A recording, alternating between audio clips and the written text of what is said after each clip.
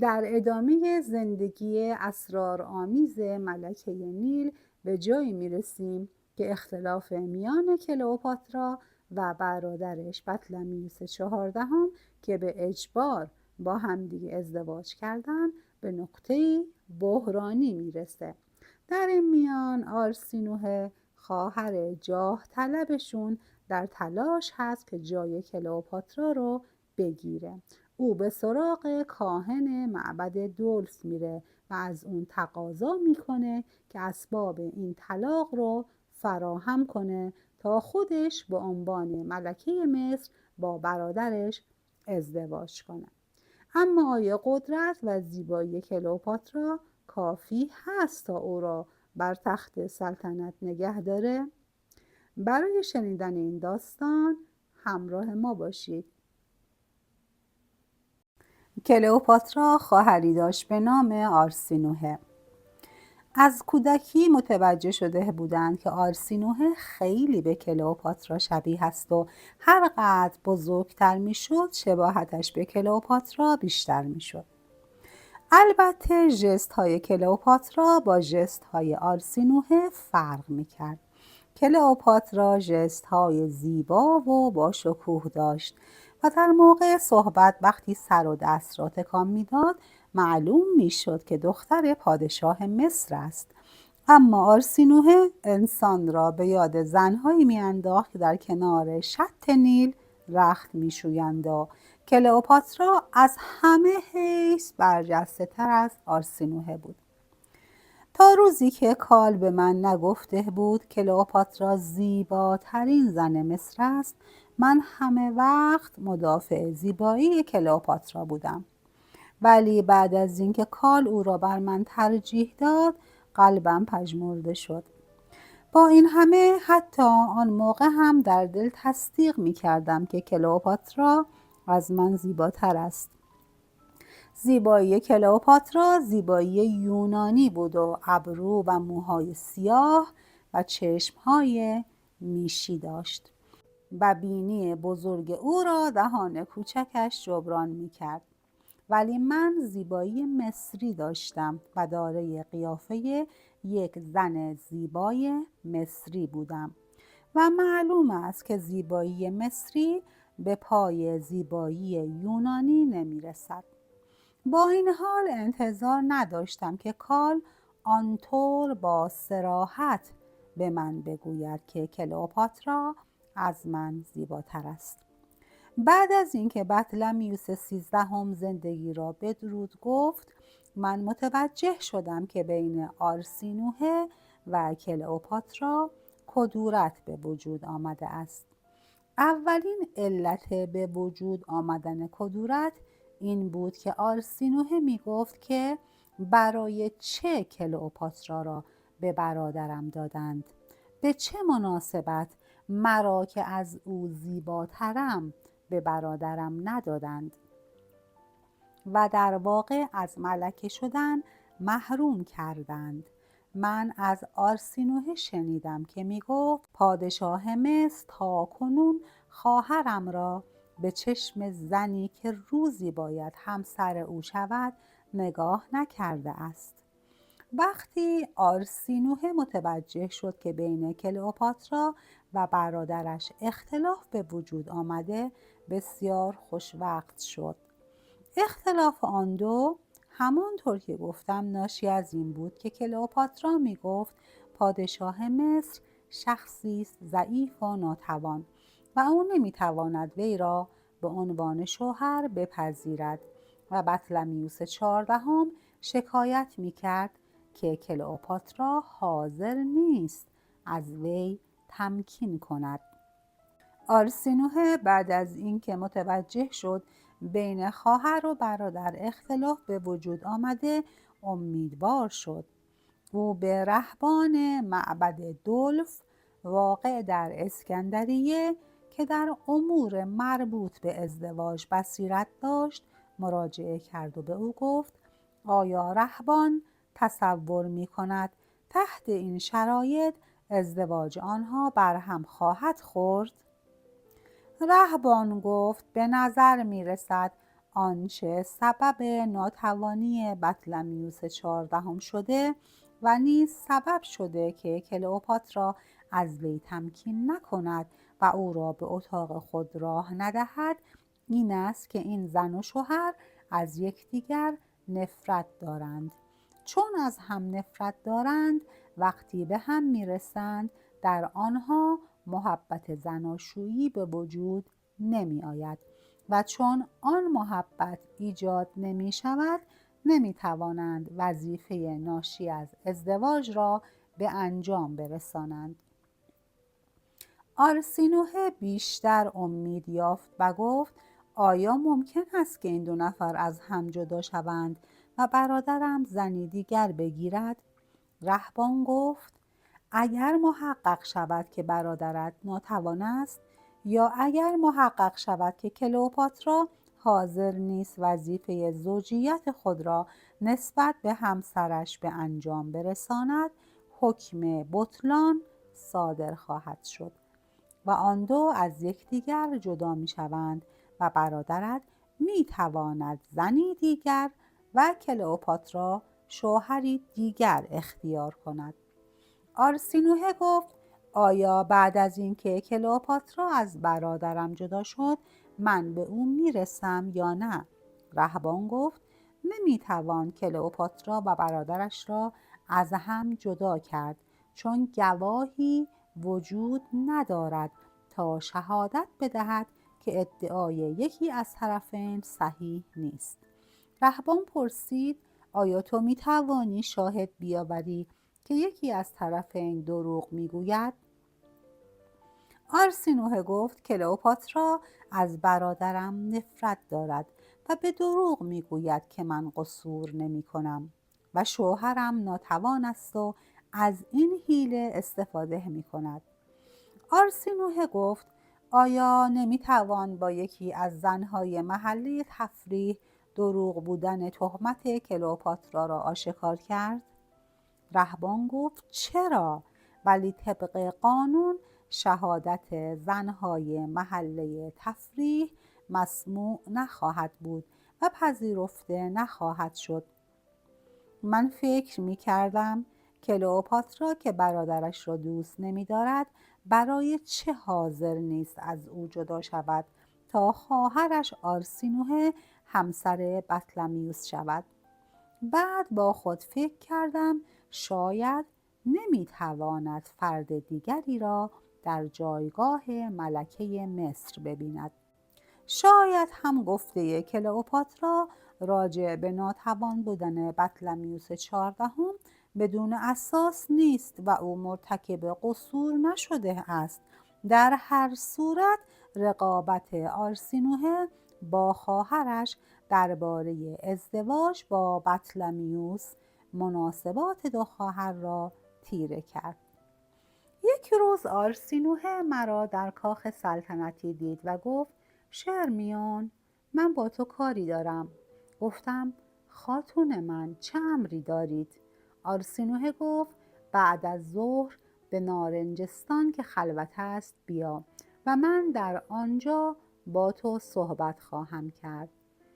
من بعد از ظهر به آنجا رفتم و در انتظار آرسینوه زیر یک درخت نارنج نشستم.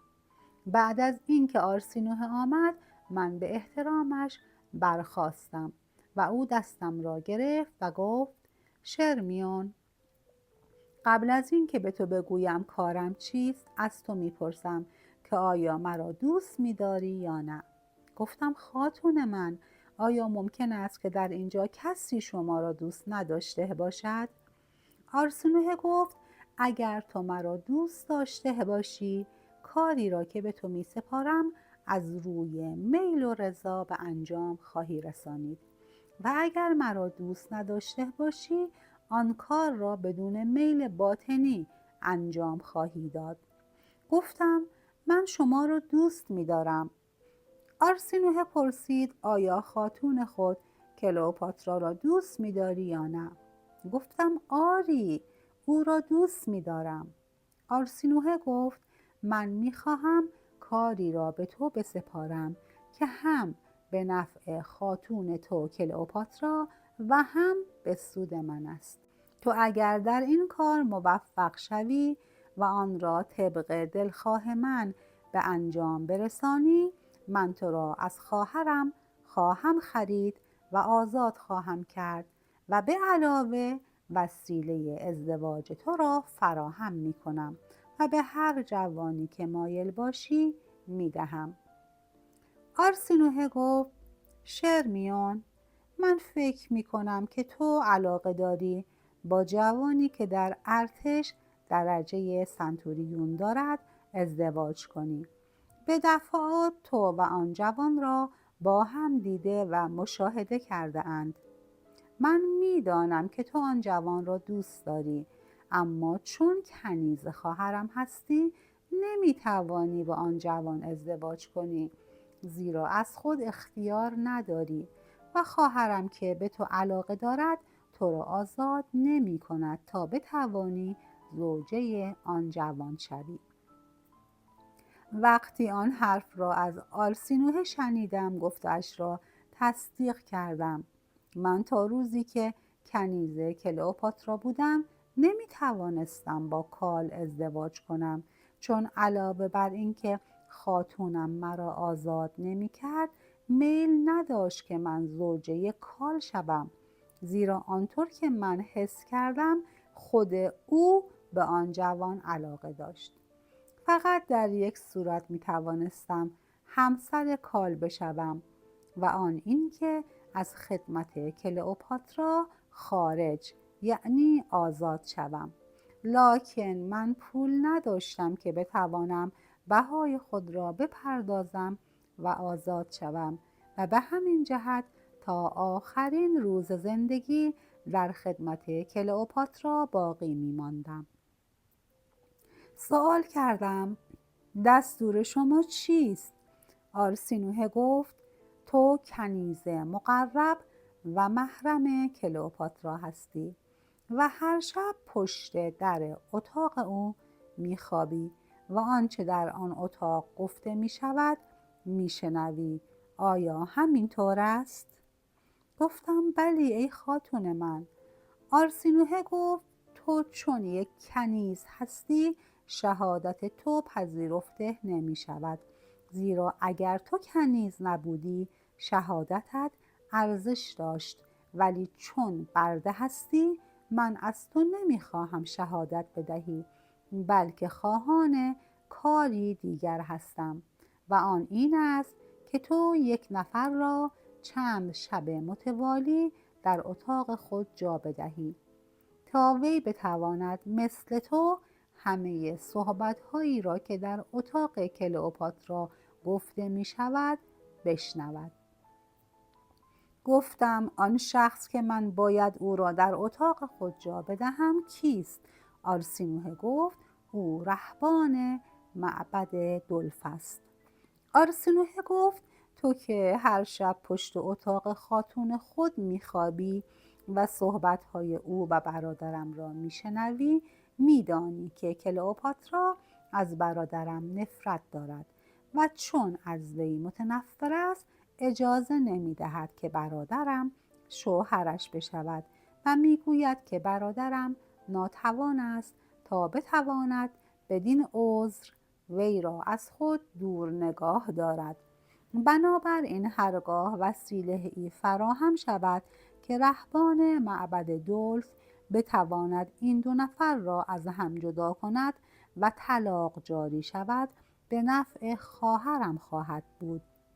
به همین جهت میگویم که هرگاه کلئوپاترا بفهمد که تو رهبان معبد دولف را در اتاق خود جا داده ای به تو خلعت خواهد داد و من به تو قول می دهم که بعد از این که بین خواهر و برادرم جدایی افتاد و من زوجه برادرم شدم تو را از کلئوپاترا خواهم خرید و آزاد خواهم کرد و وسیله ازدواج تو را با کال فراهم خواهم آورد. پیشنهاد آرسینوه برای من بسیار جالب توجه بود و من می توانستم چند شب رهبان معبد دولف را در اتاق خود جا بدهم بدون اینکه کلئوپاترا متوجه شود کسی در اتاق من است. خاتون من هرگز قدم به اتاق من نمی نهاد، بلکه پیوسته مرا به اتاق خود احضار می کرد. آرسینوه به من گفت رهبان از روی صحبت‌های کلئوپاترا و برادرم خواهد فهمید که کدام یک از آنها ذی حق هستند. یا برادرم ناتوان است یا اینکه وی تواناست و خواهرم از او نفرت دارد و در هر دو صورت رهبان معبد دولف که با گوش خود اظهارات طرفین را میشنود میتواند حکم طلاق را جاری کند.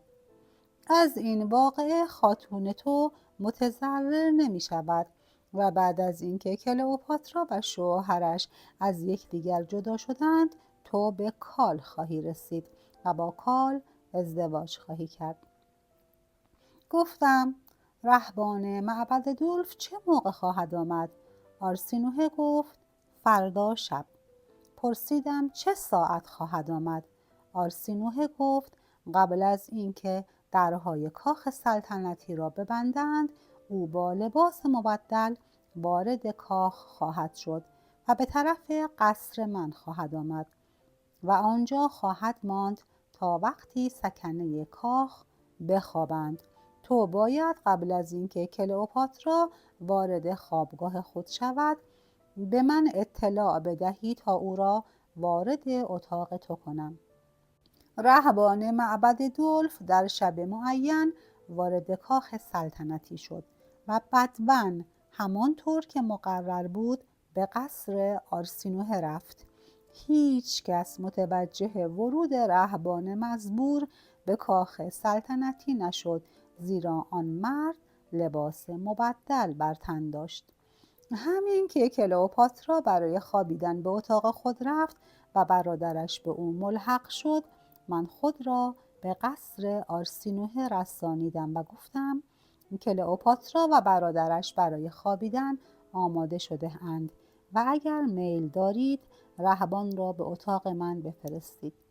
آرسینوه گفت من اکنون او را به اتاق تو میفرستم، ولی آگاه باش هیچ کس نباید بفهمد که رهبان معبد دولف از این جهت به اتاق تو رفته که صحبت‌های کلئوپاترا و شوهرش را از اتاق آنها بشنود. گفتم آسوده خاطر باش که هیچ کس از این موضوع آگاه نخواهد شد. آنگاه من برای خوابیدن رهبان بستری نزدیک در اتاق کلئوپاترا گستردم و به او گفتم که روی بستر مزبور دراز بکشد. رهبان دراز کشید، ولی من در تاریکی می دیدم که سر را به در اتاق کلئوپاترا نزدیک کرده، گوشش را به در چسبانیده است تا هیچ یک از کلماتی که زن و شوهر به هم میگویند را از دست ندهد. قدری که گذشت رهبان سر را بلند کرد و گفت از صحبت این شوهر و زن معلوم می شود که شوهر ناتوان نیست و مردی تواناست، ولی کلئوپاترا از وی متنفر است و نمی خواهد که برادرش با او مناسبات زناشویی داشته باشد. گفتم آری همینطور است. رهبان گفت آنچه تا کنون فهمیدم برای تعیین روش من کافی است، زیرا من فهمیدم که بطلمیوس 14 نسبت به زنش تمایل دارد و استعداد جسمی او خوب است، ولی کلئوپاترا از وی نفرت دارد و نمیخواهد که زوجه برادرش شود.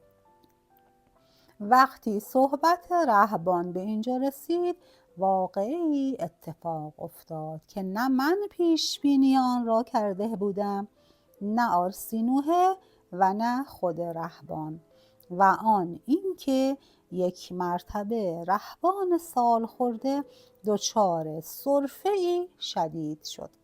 سرفه پیرمرد رهبان قطع نمی شد. کلئوپاترا از اتاق مجاور بانگ زد: شرمیون؟ گفتم: بلی ای خاتون من. پرسید: این کیست که سرفه می کند؟ من فرصت نداشتم که فکر کنم و جوابی بیابم و ناگزیر شدم که بگویم: او رهبان معبد دلف است. کلئوپاترا با لحنی حاکی از کمال تعجب پرسید: آیا گفتی که او رهبان معبد دلف است؟ گفتم: بلی. کلئوپاترا پرسید: چه میگویی؟ رهبان معبد دلف در اتاق تو چه می کند؟ گفتم: ای خاتون من، رهبان معبد دلف از عبادتگاه خود پیاده به راه افتاد تا خود را به اینجا برساند و تو و برادرت را ببیند. ولی چون پیاده راه می پیمود و راه هم دور بود، هنگامی که به اینجا رسید تو خوابیده بودی. او میخواست بیدرنگ نزد تو بیاید و با تو و برادرت صحبت کند، ولی به او فهمانیدم که هیچ کس نمیتواند مخل استراحت ملکه مصر شود، ولو رهبان معبد دلف باشد. وقتی رهبان معبد دلف وارد اینجا شد، درهای کاخ سلطنتی را بستند و او نمیتوانست مراجعت کند و از من درخواست کرد که امشب را اینجا بگذراند تا صبح بتواند شما و پادشاه را ببیند. من همچون میدانستم که شما پیوسته برای معبد دلف احترام قائل بوده اید، درخواست وی را پذیرفتم. واضح است که اظهارات مرا آن پیرمرد میشنید و حس کردم که توضیح مرا پسندیده است، چون اگر من آنطور حرف نمی زدم، رهبان معبد دلف نیز چون من مسئول واقع می شد و مورد بازخواست ملکه و پادشاه قرار می گرفت که برای چه در اتاق کنیز ملکه جای گرفته و گوش به اظهارات او و شوهرش می دهد. کلئوپاترا از جای برخاست و جامه‌ای بر تن کرد. شوهرش نیز جامه‌ای پوشید و آن دو نفر از اتاق خود به اتاق من آمدند. با اینکه ملکه مصر آن رهبان را شناخت و دانست که خود اوست، باز از مشاهده وی در آن اتاق حیران شد، چون حضور رهبان معبد دلف در اتاق یک کنیز از کنیزکان کاخ سلطنتی واقعی بود غیر عادی و مقرون به رسوایی. در مصر رهبانان زیادی وجود داشتند و در معابد گوناگون به سر می بردند. آنها در همه عمر ازدواج نمی کردند و می گفتند که موجودیت خود را وقف خدایان کرده اند. اما برخی از آنان و به قولی اکثر آنها پنهانی با زنها ارتباط داشتند و گاهی از معبد خارج می شدند و خود را به خانه یک زن می رسانیدند و قبل از طلوع فجر به معبد باز می گشتند.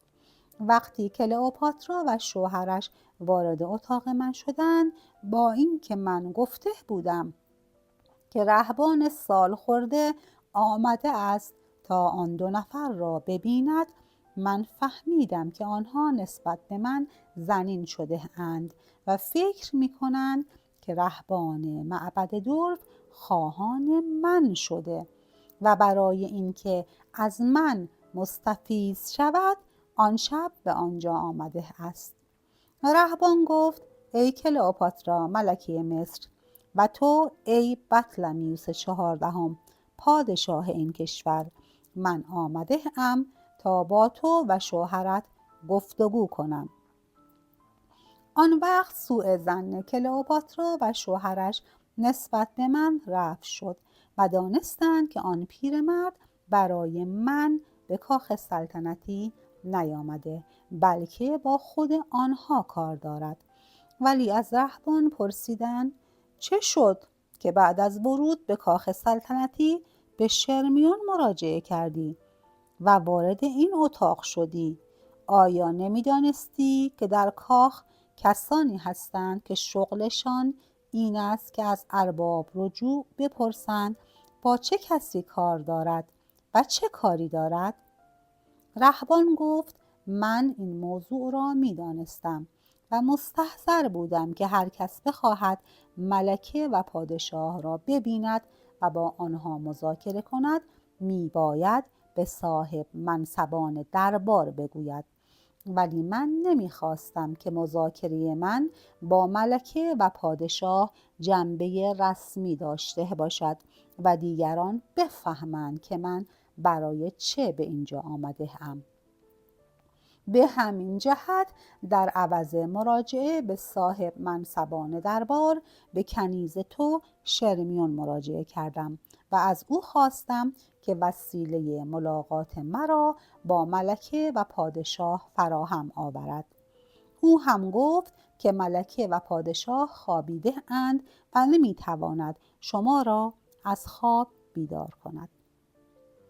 در ادامه رهبان گفت مدتی است که از مرگ بطلمیوس 13 می‌گذرد و شما که بعد از مرگ او ازدواج کردید تا امروز دارای فرزند نشده اید.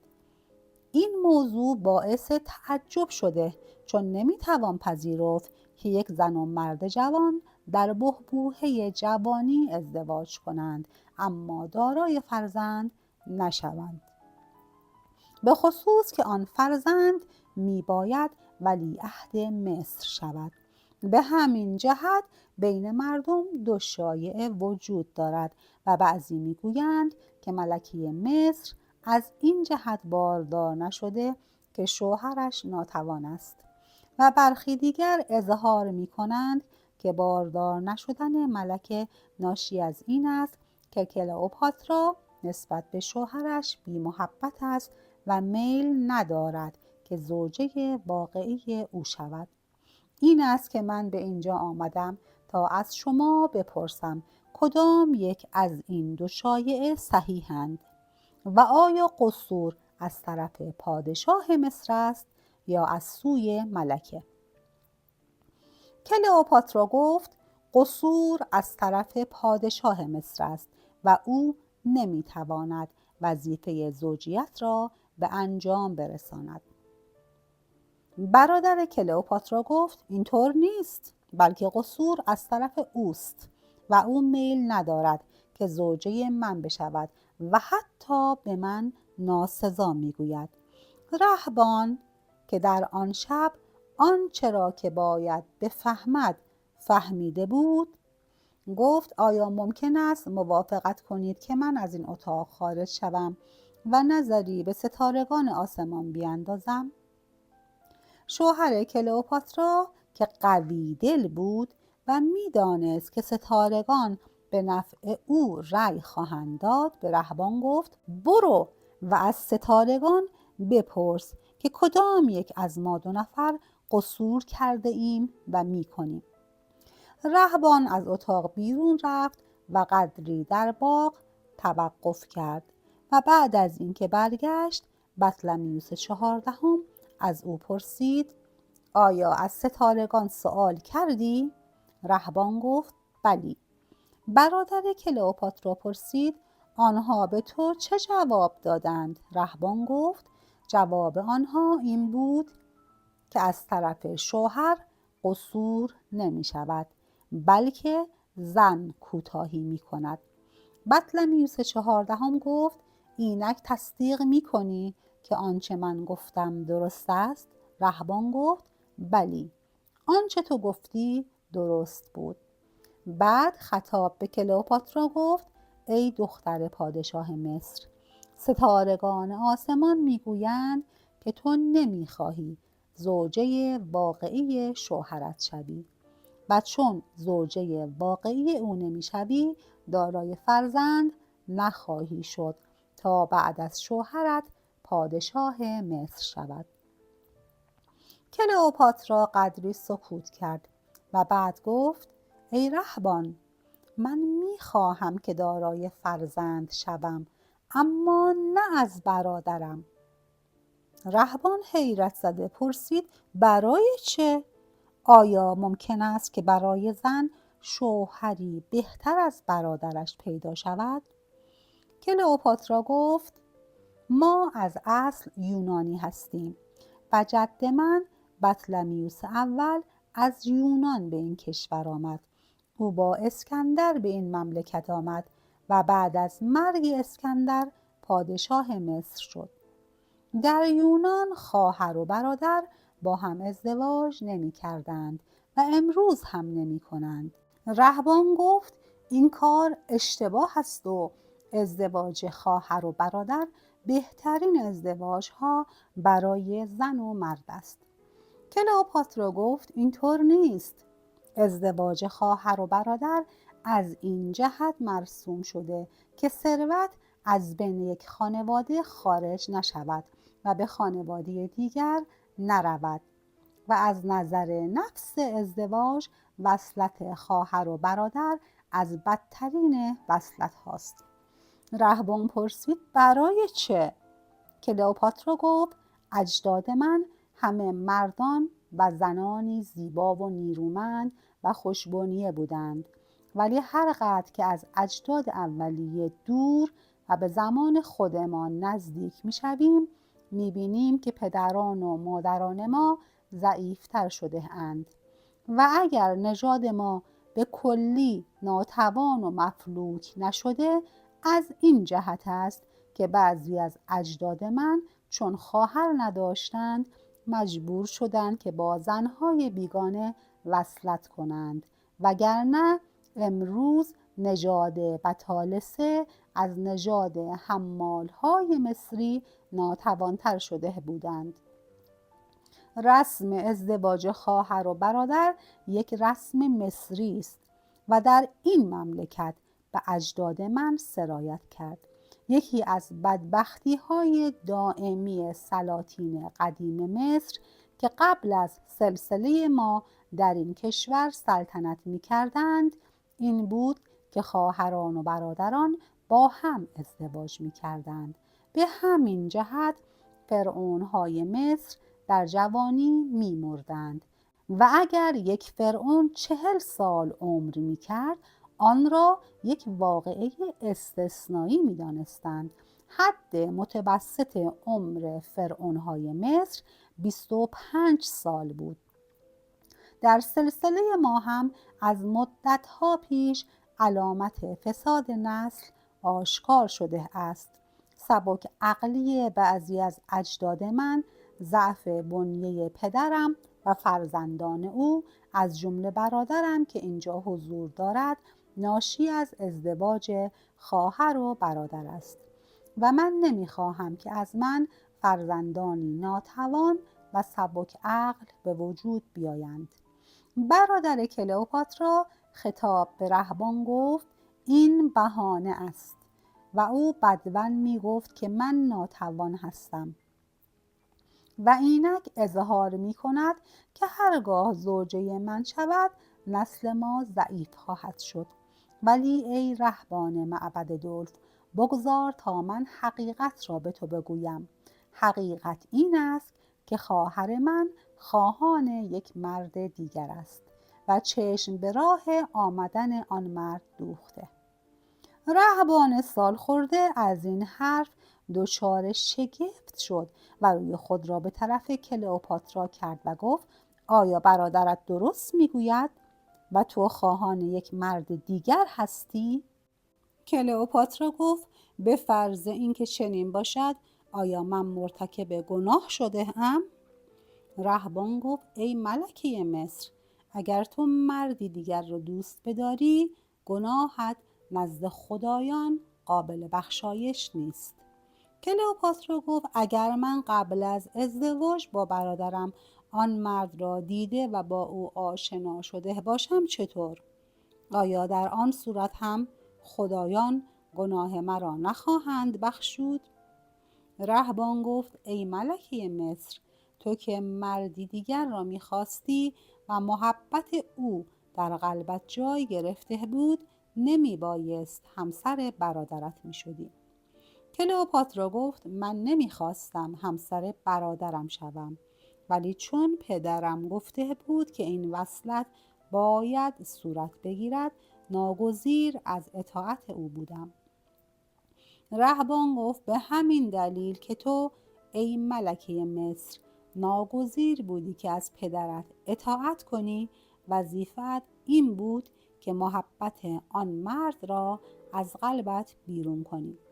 کلئوپاترا گفت ای رهبان معبد دلف، یک موضوع دیگر هم در بین هست که نمیدانم آیا تو میتوانی متوجه حقیقت آن بشوی یا نه. رهبان سالخورده پرسید آن چیست؟ کلئوپاترا گفت من و برادرم بطلمیوس از کوچکی با هم بزرگ شدیم و در همه دوره کودکی همبازی بودیم و هر شب در آغوش یکدیگر میخوابیدیم تا بزرگ شدیم. رهبان گفت آری، از این موضوع مستحضرم. کلئوپاترا گفت ما عادت کرده ایم که همبازی یکدیگر باشیم و بعد از یک عمر که همبازی بودیم اکنون نمیتوانیم زن و شوهر شویم. من نتوانستم احساسات دوره کودکی را فراموش کنم، با اینکه در خاندان سلطنتی برادر و خواهر را بعد از سن طفولیت از یکدیگر جدا می کنند تا در سنوات بعد برای ازدواج با یکدیگر حس بیشتری نسبت به یکدیگر داشته باشند. من هر دفعه که برادرم را می بینم وی را همبازی قدیم خود به شمار می آورم و حتی یک بار نتوانستم او را چون شوهر ببینم. رهبان سالخورده از بطلمیوس پرسید ای پادشاه مصر، تو خواهرت را چطور می بینی؟ آیا تو نیز هر دفعه که او را مشاهده می کنی همبازی قدیم در نظرت مجسم می شود؟ بطلمیوس گفت نه ای رهبان معبد دلف، من هر دفعه که خواهرم را می بینم او را چون زن خود مشاهده می کنم. کلئوپاترا گفت من میل ندارم که ولیعهد مصر از بطن من به وجود بیاید. به برادرم بگویید که مرا طلاق بدهد و یک زن دیگر بگیرد تا از آن زن ولیعهدی به وجود بیاید و سلسله سلطنتی بطالسه را حفظ کند. بطلمیوس 14 گفت من میل ندارم که کلئوپاترا را طلاق بدهم، زیرا به وی علاقه‌مندم و حاضرم که صبر کنم، زیرا میدانم که بر اثر مرور زمان وی پشیمان خواهد شد و تغییر رأی خواهد داد و حاضر خواهد شد که زن واقعی من شود. رهبان معبد دلف خطاب به ملکه مصر گفت آیا تصمیم تو قطعی است و میل نداری که زوجه واقعی شوهرت شوی و برای او و خود فرزند بیاوری؟ کلئوپاترا گفت نه ای رهبان، من میل ندارم که زوجه واقعی برادرم شوم و این عدم تمایل ناشی از نفرت نسبت به برادرم نیست. من برادرم را دوست می دارم، ولی هر وقت تصور می کنم که این جوان همسر من می شود و با من روابط زوجیت خواهد داشت، از فرط نفرت بر خود می لرزم. به همین جهت تصمیم قطعی من این است که زوجه او نباشم. در این موقع رهبان خطاب به پادشاه مصر گفت اگر تو مجبور باشی که از کلئوپاترا جدا شوی، می توانی با خواهر دیگرت آرسینوه ازدواج کنی؟ او داوطلب زناشویی با توست. بطلمیوس 14 با لحن نفرت و وحشت گفت آیا تو میگویی من با آرسینوه ازدواج کنم؟ طوری این بیان حاکی از نفرت بود که نشان میداد به همان اندازه که کلئوپاترا از زناشویی با برادر خود نفرت دارد، برادر نیز از ازدواج با آرسینوه متنفر است. من تصور می کنم که کلئوپاترا نشنید که برادرش چه می گوید، یا شنید و متوجه لحن کلام او نشد و نفهمید که بطلمیوس 14 چقدر از ازدواج با آرسینوه نفرت دارد، چون اگر متوجه میشد که برادرش از آرسینوه متنفر است، با آن شتاب تغییر رأی نمیداد. همین که کلئوپاترا شنید که خواهرش آرسینوه ممکن است زوجه برادرش شود، گفت صبر کنید و برای صدور حکم طلاق منتظر نظر من باشید. من متوجه شدم که حسادت سبب شده کلئوپاترا تغییر رأی بدهد. او فکر نمی کرد که هرگاه وی از برادرش جدا شود، خواهرش آرسینوه زوجه وی خواهد شد، بلکه می اندیشید یک زن اجنبی همسر برادرش می شود و برای او فرزند خواهد زایید. ولی وقتی شنید ممکن است آرسینوه زوجه برادرش شود، رأی خود را تغییر داد. رهبان دولف اشتباه کرد که نام آرسینوه را برد، چون تا وقتی که رهبان سالخورده اسم آرسینوه را نبرده بود، کلئوپاترا تصمیم داشت که از شوهرش جدا شود. اما همین که اسم آرسینوه را به زبان آورد، نظر کلئوپاترا در چند لحظه تغییر کرد و مهلت خواست و گفت بعد از 3 روز رأی قطعی را ابراز خواهد کرد. 3 روز بعد در اسکندریه یک جشن بزرگ برپا شد و آن جشن به انجام رسیدن مراسم زفاف کلئوپاترا و بطلمیوس 14 بود.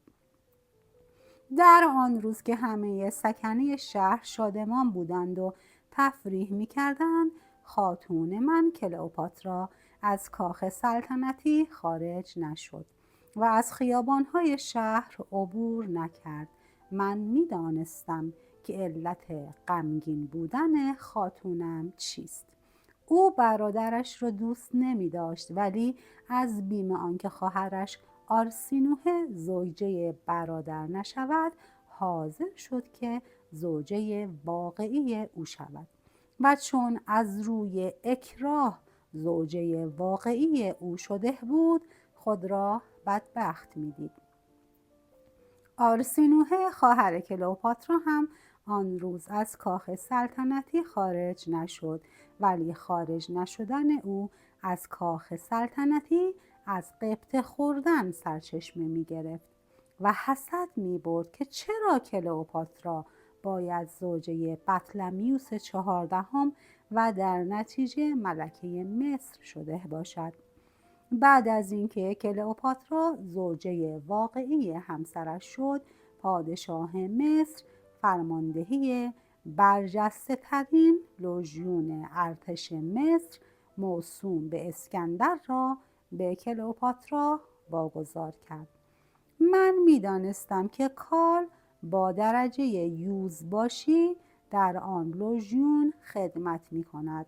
روز اول که کلئوپاترا برای دیدار لژیون خود رفت، من نیز با او به وسیله تخت روان رفتم.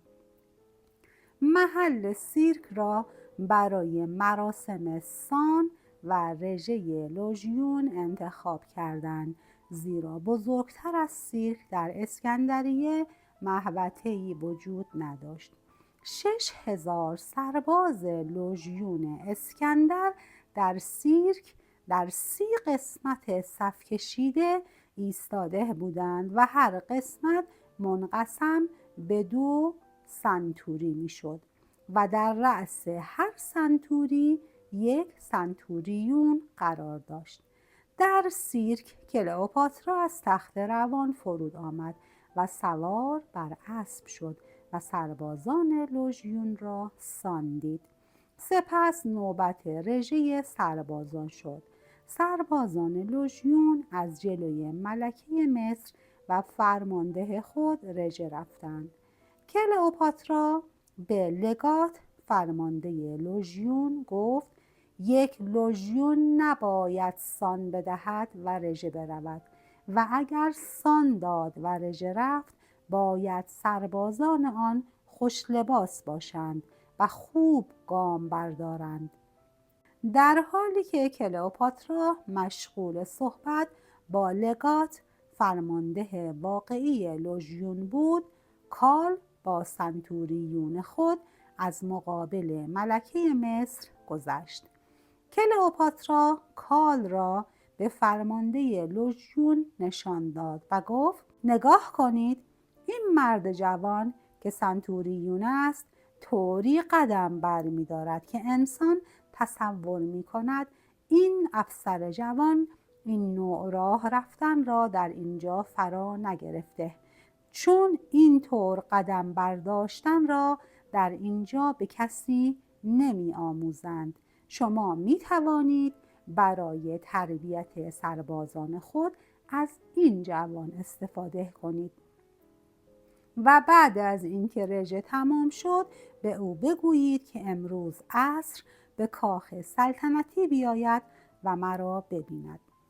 لگات گفت اطاعت می کنم و به او اطلاع خواهم داد که امروز عصر برای دیدن شما به کاخ سلطنتی بیاید. عصر آن روز کال وارد کاخ سلطنتی شد و مثل همیشه با سری افراشته و سینه‌ای برآمده و گام‌هایی محکم و منظم به طرف قصر کلئوپاترا رفت. با سرعت خود را به قصر کلئوپاترا رسانیدم تا بدانم خاتون من با آن جوان زیبا از چه مقوله‌ای صحبت می‌کند. وقتی می‌خواستم وارد قصر شوم، خواجه‌ای که مرا می‌شناخت گفت ملکه دستور داده کسی وارد اتاق او نشود. گفتم من وارد اتاق ملکه نمی‌شوم، بلکه به اتاق خود می‌روم. خواجه سر را به گوش من نزدیک کرد و آهسته گفت شرمیون، من می‌دانم که تو محرم ملکه هستی. حس می‌کنم که ملکه مایل نیست کسی بشنود که وی با این افسر جوان چه میگوید. من طوری آهسته به اتاق خود رفتم که ملکه مصر متوجه ورود من به آن اتاق نشد. گفتم که اتاق من مجاور اتاق ملکه مصر بود و هر چه در آن اتاق گفته میشد میشنیدم و هنگامی که در اتاق نیمه باز میماند میتوانستم مناظر آن اتاق را هم ببینم. وقتی به اتاق خود رسیدم شنیدم که کلئوپاترا به کال میگفت من تو را به اینجا آوردم تا بگویم که سربازان لوژیون من احتیاج به تربیت دارند. در قدیم همه سربازان اسکندر و همچنین سربازان اجدادم مثل تو راه می رفتند. آیا تو حاضری که سربازان لوژیون مرا طوری تعلیم بدهی که بتوانند مثل تو راه بروند؟ کال گفت راه رفتن سربازان طوری که مقبول ملکه باشد محتاج این است که سربازان لوژیون باید ورزش کنند تا بتوانند به خوبی راه بروند. کلئوپاترا گفت من به تو اجازه می دهم که با آنها ورزش را نیز بیاموزی.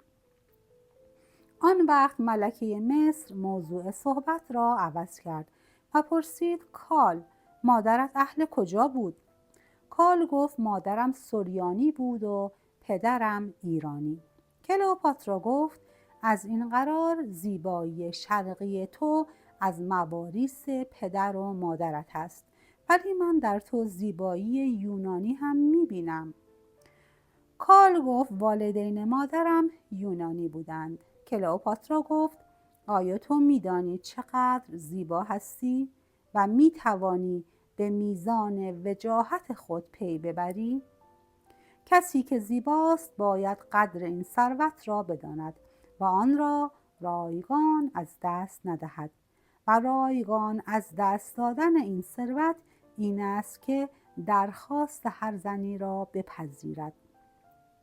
تو باید فقط درخواست زنی را بپذیری که یا از حیث زیبایی بین زنها به پایه تو برسد یا از حیث مقام و مرتبه از همه زنها برتر باشد. کال گفت ای خاتون بزرگ، اگر زنی پیدا شد که هم از حیث زیبایی برجسته تر از همه زنها بود و هم از حیث مقام و مرتبه بر همه زنها رجحان داشت، چطور؟ آیا باید درخواست او را پذیرفت یا نه؟ از خنده کلئوپاترا دانستم که گفته آن جوان در او تأثیری نیکو کرده است. آنگاه از اتاق صحبت‌هایی شنیدم که دو گوش خود را گرفتم تا نشنوم بین کال و کلئوپاترا چه گفت و شنودی مبادله می شود. بعد از آن روز کال به دفعات برای دیدن کلئوپاترا به کاخ سلطنتی آمد. باید بگویم بعد از اینکه کلئوپاترا فرمانده افتخاری لژیون شد، بعضی از روزها برخی از افسران آن لژیون نزد وی می آمدند. لذا آمدن یک افسر از درجه سنتوریون از لژیون اسکندر به کاخ سلطنتی مصر عادی بود و کسی تعجب نمی کرد. چندین ماه بعد از آن وقایع کلئوپاترا باردار شد و بعد از سپری شدن دوره بارداری یک پسر به دنیا آورد. همه فکر می‌کردند که پسر مزبور فرزند بطلمیوس 14 است، ولی فقط یک نفر می‌دانست که آن طفل فرزند کال است. بعد از اینکه کلئوپاترا یک پسر به دنیا آورد، هر نوع کدورت بین او و برادرش از بین رفت، برای اینکه بطلمیوس 14 یقین داشت فرزندی که به دنیا آمده از صلب اوست. ولی کال که بعد از تولد طفل نیز به کاخ سلطنتی می آمد، دریافته بود که آن فرزند از اوست، نه از بطلمیوس 14. چندی بعد، یک روز قبل از اینکه کال وارد قصر کلئوپاترا شود، خاتونم مرا احضار کرد و گفت شرمیون، مراقب باش که امروز بعد از اینکه کال آمد او را به اتاق خود ببری و از قول من به او بگویی که دیگر قدم به کاخ سلطنتی نگذارد. اگر از تو پرسید که برای چه دیگر نباید به اینجا بیاید، به او بگو که شب قبل برادرم می گفت این افسر جوان که درجه سنتوریون دارد کیست که اینقدر نزد تو می آید؟ گزارش مشق نظام یا سایر اعمال نظامی را 2 ماه یک مرتبه یا ماهی یک مرتبه می دهند، نه هر روز. چرا این مرد اکنون قریب 1 سال است که به کاخ سلطنتی می آید که گزارش بدهد؟ آیا در این 1 سال نتوانسته است سربازان لژیون تو را طوری تربیت کند که بتوانند راه بروند؟ برادرم نسبت به کال زنین شده است. به کال بگو که دیگر به کاخ سلطنتی نیاید. خود من به بهانه سرکشی لژیون به سربازخانه خواهم رفت و به وی خواهم گفت که در کجا یکدیگر را ملاقات کنیم. من آن روز در جایی ایستادم که می‌دانستم کال باید از آنجا بگذرد. کال در ساعت معین آمد و مثل معمول قدم‌های محکم برمی داشت، طوری که مرا ندید تا وقتی خود را به او رسانیدم. کال که بدون از دیدار ناگهانی من تعجب کرده بود گفت شرمیون، آیا تو هستی؟ مثل اینکه کاری با من داری. گفتم آری، من با تو کار دارم و میخواهم با تو صحبت کنم. به اتاق من بیا تا با تو حرف بزنم. کال گفت من اکنون باید نزد ملکه بروم و گزارش بدهم و بعد از اینکه مراجعت کردم تو را خواهم دید و اظهاراتت را خواهم شنید. گفتم آنچه میخواهم به تو بگویم مربوط است به ملکه و او به من دستور داد که پیغامش را به تو برسانم. او گفت در این صورت برویم. من برای شنیدن پیغام آماده ام. من کال را با خود به اتاق بردم. گفتم که دیگر نباید قدم به کاخ سلطنتی بگذاری. کال از این حرف یکه خورد و پرسید برای چه نباید قدم به کاخ سلطنتی بگذارم؟ گفتم برای اینکه برادر کلئوپاترا نسبت به تو ذلیل شده و تصور می کند آمدن تو به کاخ سلطنتی برای دادن گزارش نیست، بلکه علت دیگری دارد. کال گفت شنیدن این خبر سبب اندوه من شد. گفتم معلوم است که کلئوپاترا را بسیار دوست می داری. اگر او را دوست نمی داشتی از شنیدن این خبر متعلم نمی شدی. کال گفت من از این متعلم نیستم که چرا پس از این کلئوپاترا را نخواهم دید، چون میدانم که وقتی برای سرکشی لوژیون می آید موفق به دیدار وی خواهم شد. پرسیدم پس برای چه از دستور جدید ملکه مصر متعلم شدی؟ کال گفت برای اینکه اگر نتوانم به کاخ سلطنتی بیایم دیگر نمیتوانم طفل کلئوپاترا را ببینم. گفتم آیا فرزند کلئوپاترا آنقدر نزد تو عزیز است که اگر او را نبینی ناراحت میشوی؟ کال گفت بلی، برای اینکه از روز تولد آن طفل را دیدم و او را مانند فرزند خود میدانم. گفتم کال آیا متوجه شده ای که هر قدر این پسر بزرگتر می شود زیادتر به تو شبیه می شود؟ کال گفت علتش این است که وقتی کلئوپاترا باردار بود مرا می دید و لذا فرزندی که در شکم داشت شبیه به من شد. گفتم این شباهت یک شباهت کلی و مبهم نیست، بلکه شباهتی است که نشان می‌دهد تو پدر این طفل هستی. کال گفت شرمیون، تو راست میگویی و حقیقت این است که من پدر این طفل هستم. شرمیون، من دیگر اینجا نخواهم آمد، اما خیلی میل دارم که فرزند خود را ببینم.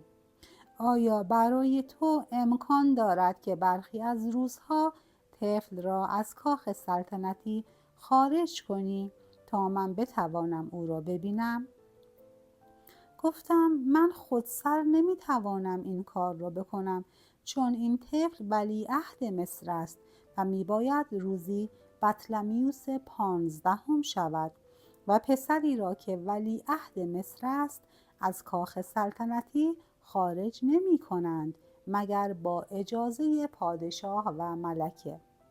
اگر آنها اجازه دادند من طفل را از کاخ سلطنتی خارج خواهم کرد تا تو او را ببینی و اگر اجازه ندادند این کار از من ساخته نخواهد بود. کال گفت او فرزند کلئوپاتراست، اما فرزند بطلمیوس 14 نیست، بلکه طفل من است و به همین جهت من علاقه دارم که این طفل را هر روز ببینم. اگر تو به من بگویی در چه روزهایی طفل را از کاخ سلطنتی خارج خواهی کرد، من می توانم در آن روز فرزند خود را ببینم و در بغل بگیرم.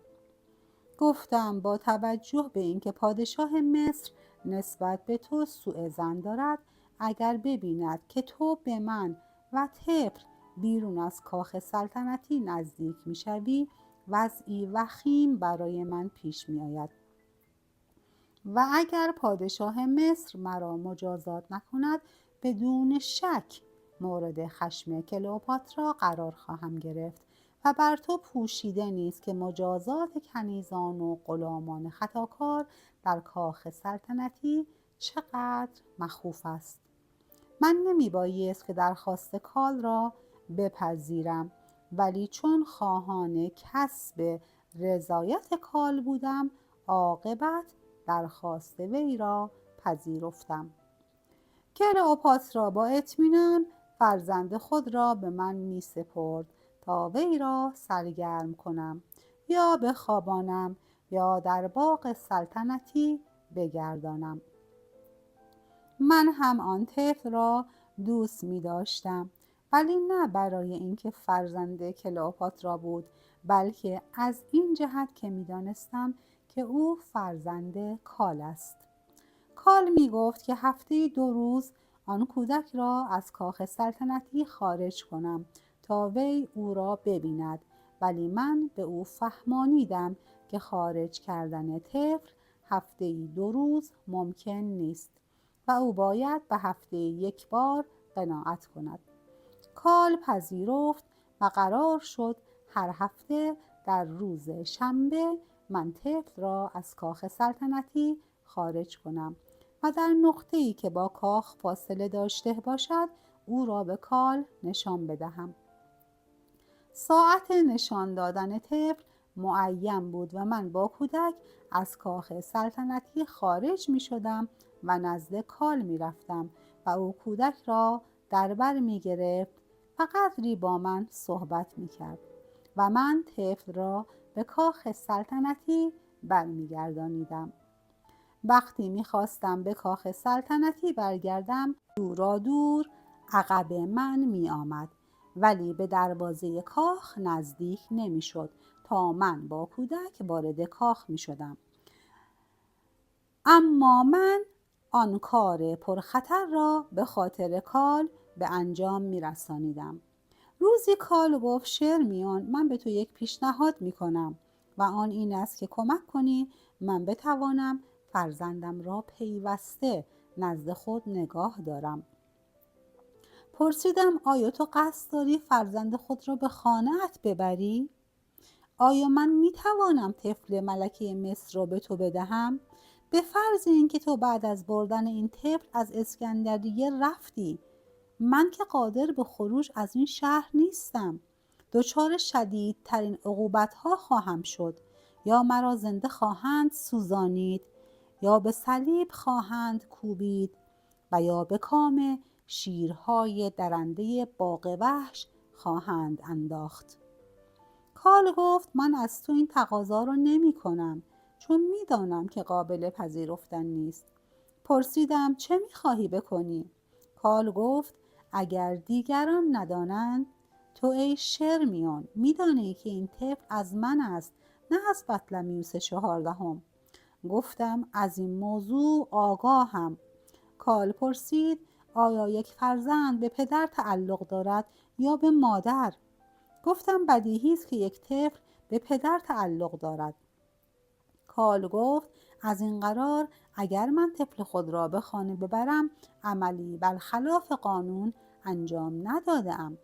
گفتم کال اگر تو این کار را بکنی، عملی برخلاف حق نکرده ای، اما عمل تو مغایر با قانون است، برای اینکه قانون پادشاه مصر را پدر این طفل می‌داند، نه تو را.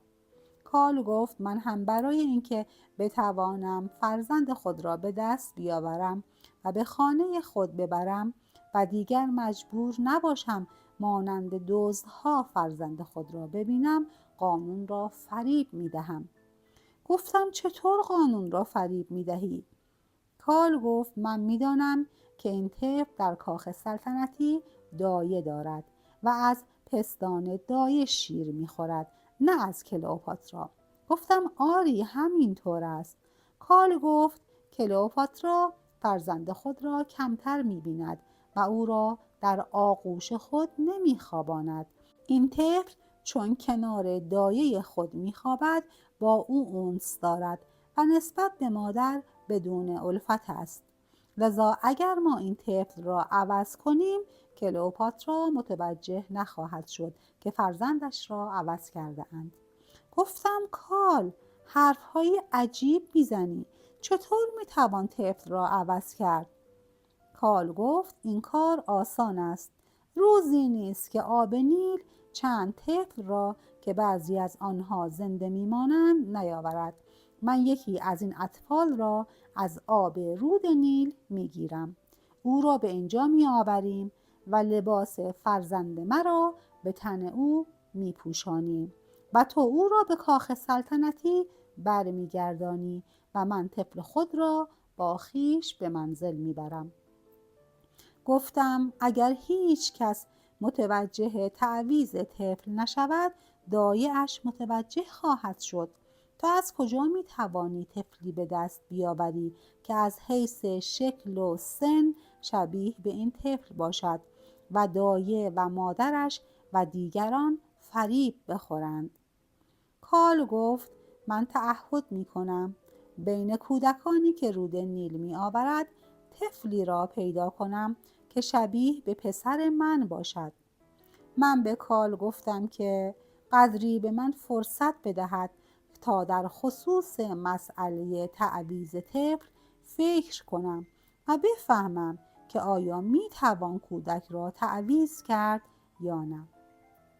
زیرا من می بایست قدری با دایه طفل صحبت کنم و از حرفهایش بفهمم که آیا می تواند طفل را بعد از اینکه تعویض شد تشخیص بدهد یا نه. آیا می تواند رنگ چشم کودک را به خاطر داشته باشد؟ آیا قادر است به یاد بیاورد که رنگ موی کودک چطور بوده است؟ آیا شکل دست و پای کودک را می شناسد و به خاطر دارد؟ اگر این چیزها را به یاد داشته باشد تعویض طفل خطرناک است و دایه مطلع خواهد شد و به کلئوپاترا خواهد گفت که طفل را عوض کرده اند. من آن اندازه که از دایه طفل می ترسیدم از خود کلئوپاترا بیم نداشتم، برای اینکه می دانستم که ملکه مصر روز و شب با طفل خود محشور نیست تا وی را به خوبی بشناسد و به تغییراتی که به تدریج در قیافه اش آشکار می شود پی ببرد. من نشانی های طفل را به خاطر سپردم و روز بعد که کودک خوابیده بود با دایه طفل صحبت کردم. در ضمن صحبت به او گفتم که چشم‌های پسر کلئوپاترا مثل چشم‌های مادرش زیبا و به رنگ میشی است. دایه حرف مرا تصدیق کرد و من از تصدیق مزبور متعجب شدم، زیرا چشم‌های پسر کلئوپاترا سیاه بود نه میشی. دو چشم کلئوپاترا و خواهرش آرسینوه میشی بود با قدری تفاوت رنگ، اما چشم پسر کلئوپاترا به چشم پدرش کال شباهت داشت. من وقتی فهمیدم که دایه طفل رنگ چشم‌های کودکی را که شیر می‌دهد نمی‌داند، فهمیدم که هرگاه طفل را عوض کنند آن زن متوجه تعویض کودک نخواهد شد، چون دایه ای که آنقدر ابله باشد که رنگ چشم طفلی را که شیر می‌دهد نداند متوجه خصوصیات سایر اعضای بدن طفل نمی شود. داستان زندگی اسرارآمیز کلئوپاترا رو در قسمت‌های بعد دنبال کنید.